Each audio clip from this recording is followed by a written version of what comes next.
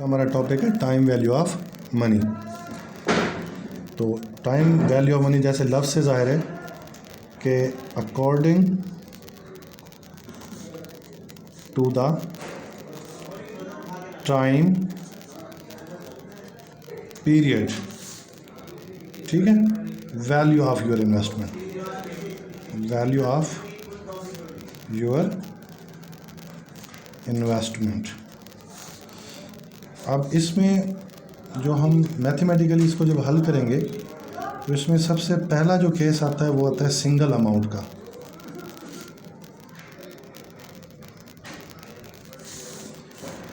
Single amount या single investment भी इसको हम कह सकते हैं यहाँ पे, या हम इसको सिंगल कैश फ्लो भी कह सकते हैं, सिंगल डिपॉजिट भी कह सकते हैं, सिंगल सेविंग भी कह सकते हैं। इसके लिए मैं एक छोटी सी टाइमलाइन बना देता हूँ। यहाँ पे मैं 0 लिख रहा हूँ, यहाँ पे मैं 10 लिख रहा हूँ। ये बेसिकली पीरियड लिख रहा हूँ मैं, ज़ीरो पीरियड से मुराद वो पीरियड जिस दिन हमने अपनी इन्वेस्टमेंट स्टार्ट की। मिसाल के तौर पे आपने 5,000 डिपॉजिट कराया किसी बैंक में, तो ये आपका आउटफ्लो है बेसिकली। अब सिंगल हम कैसे कहेंगे इसको?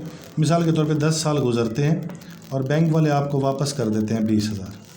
बाकी जो पीरियड है बीच में, पहला साल, दूसरा साल, तीसरा साल, चौथा साल, पाँचवा, इसी तरह 10 साल तक, और ना कोई इनफ्लो है, या नहीं कि हमारे पास पैसे आए, ना ही आउटफ्लो, यानी कि ना ही हमने कोई और डिपॉजिट कराया। तो इस तरह का जो कैश फ्लो होता है उसको हम सिंगल अमाउंट कहते हैं। सिंगल अमाउंट में according to the compound interest method,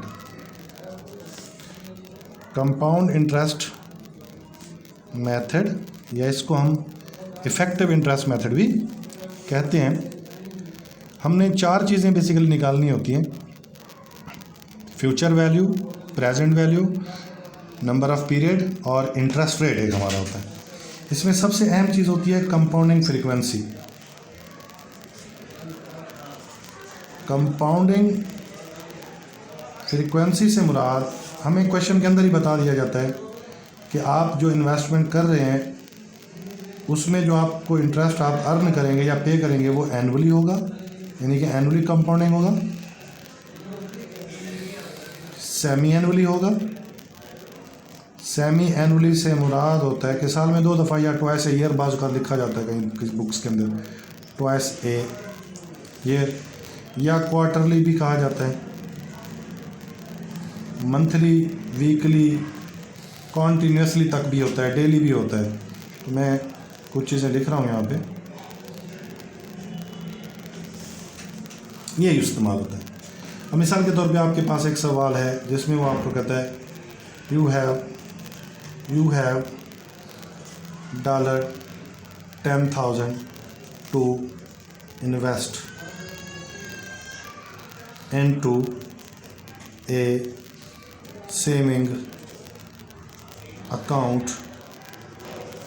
for 5 years। फिर हमें क्या देता है? Compounded annually at a rate of 10%। Requirement क्या है जी? Calculate value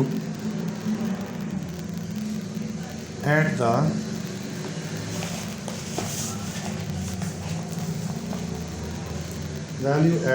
and of 5th year.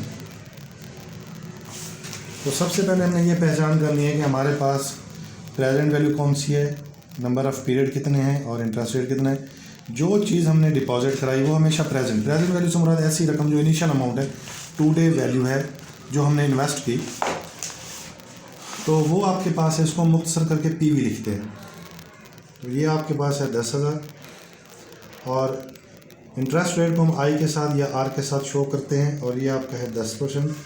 यहाँ पे हम नंबर ऑफ़ पीरियड का एन का इस्तेमाल करते हैं, वाई का इस्तेमाल नहीं करते। अब ये 5 है। तो कंपाउंडिंग फ्रीक्वेंसी जैसे वो कहता है सवाल में, एनुअली से मुराद होता है 1, एक दफ़ा, यानी कि साल में एक दफ़ा। इसी तरह फार्मूला लगाने से पहले हम इस रेट को 1 पे डिवाइड करते हैं, यानी कि 10 कर देते हैं, और साल को 1 के साथ ज़ब्त करके 5 कर देते हैं। तो इसी तरह फिर फ्यूचर वैल्यू का एक फार्मूला एफ हम उसको कहते हैं, उसका फार्मूला लगता है P V into 1 plus rate लगाएं या स्मॉल आई लगा दे, पावर यूँ एन ली जाती है, और यहाँ पे आप अपनी वैल्यू पुट कर दें। फिर उसके बाद रेट को आप डिवाइड कर दें पहले 100 पे, ताकि डेसिमल में कन्वर्ट हो जाए। ये 0.10 आएगा, ये वाला 1 जो है नदर साइड पे आप इसमें ऐड कर दें, ये टोटल आ जाएगा 1.10। यहाँ पे आ जाएगा 1.10, पावर हम लगा देंगे 5 यानी n।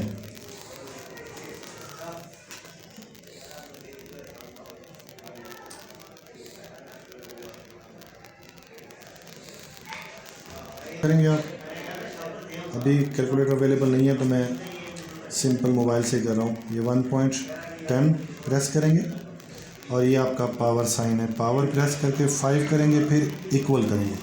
इस तरह ये आपका फैक्टर होगा।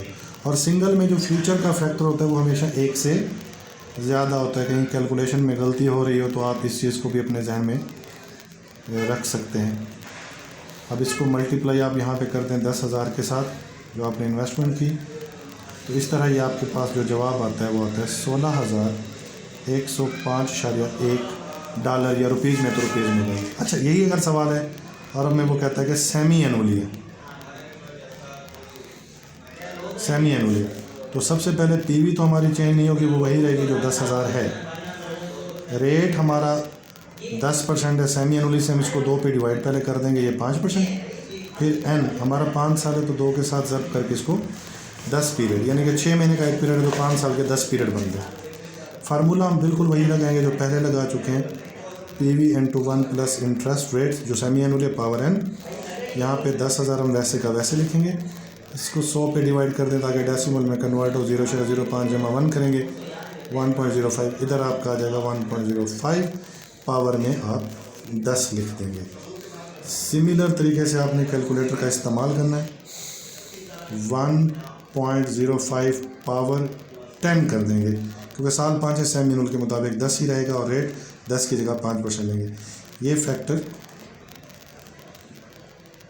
आपका आ जाता है 1.62899, यानी कि पॉइंट्स के बाद जितने ज़्यादा फिगर ले लें आप ले सकते हैं।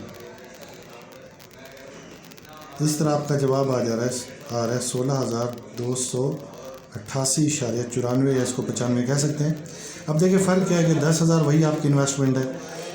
अगर एनुअल था तो आपकी इन्वेस्टमेंट की वैल्यू 16,105 थी। जैसे सेमी एनुअल हुआ यानी कि फ्रीक्वेंसी चेंज हुई, फ्रीक्वेंसी इंक्रीज़ हुई तो फ्यूचर वैल्यू बढ़ जाएगी। ये सारा कंपाउंड इंटरेस्ट मेथड की वजह से, क्योंकि जब कंपाउंडिंग फ्रीक्वेंसी बढ़ेगी तो number of period for compounding वो इंक्रीज़ होते हैं। जब ये इंक्रीज़ होते हैं तो फिर हमारा आंसर जो है वो एनुअल के मुकाबले में सेमी एनुअल का ज़्यादा आता है। इसी तरह क्वार्टरली का भी यही हिसाब होता है, हम रेट्स को 4 पे डिवाइड करते हैं और साल को 4 के साथ ज़ब्त। इसी तरह अगर मंथली हो तो हम 12 के साथ रेट को डिवाइड करते हैं और इसको 12 के साथ ज़ब्त। इसी तरह वीकली हो तो 52 का इस्तेमाल होता है, मंथ अपना डेली हो तो 365, फिर कॉन्टिन्यूसली है वो नेक्स्ट हम लेक्चर में करेंगे।